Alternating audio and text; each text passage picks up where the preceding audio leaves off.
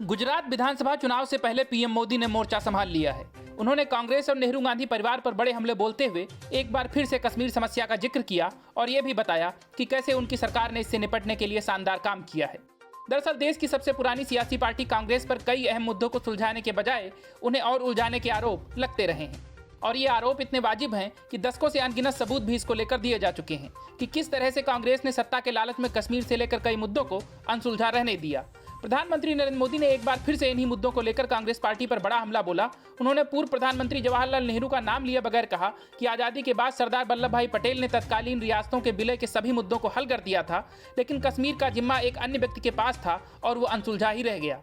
इस साल के अंत में होने वाले गुजरात विधानसभा चुनाव से पूर्व आयोजित एक रैली को संबोधित करते हुए मोदी ने कहा कि वो लंबित कश्मीर समस्या का हल करने में इसलिए सक्षम हुए क्योंकि वो सरदार पटेल के नक्शे कदम पर चलते हैं।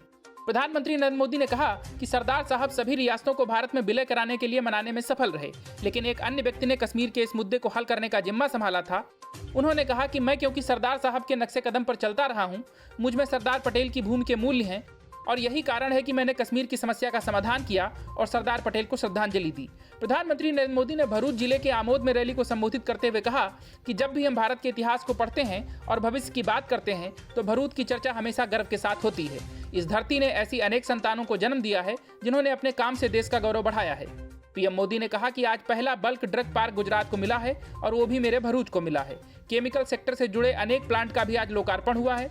इसके अलावा प्रधानमंत्री नरेंद्र मोदी ने कहा कि देश विदेश से इतना व्यापार कारोबार होने के बाद अब जब एयरपोर्ट मिल रहा है तो विकास को एक नई गति और नई उड़ान मिलने वाली है और जब नरेंद्र भूपेंद्र की डबल इंजन की सरकार है तो एयरपोर्ट का काम भी तेजी से पूरा हो जाएगा। अब भरूच, बड़ौदा या सूरत के एयरपोर्ट पर निर्भर नहीं रह सकता, भरूच का अपना एयरपोर्ट होना चाहिए। इसीलिए अंकलेश्वर में नया एयरपोर्ट का आज शिलान्यास हो रहा है। बहरहाल पीएम मोदी के नेहरू गांधी परिवार पर हमले के बाद कांग्रेस तिलमिलाई तो होगी ही, लेकिन उसकी प्रतिक्रिया अभी तक नहीं आई है। Bureau report, news of India.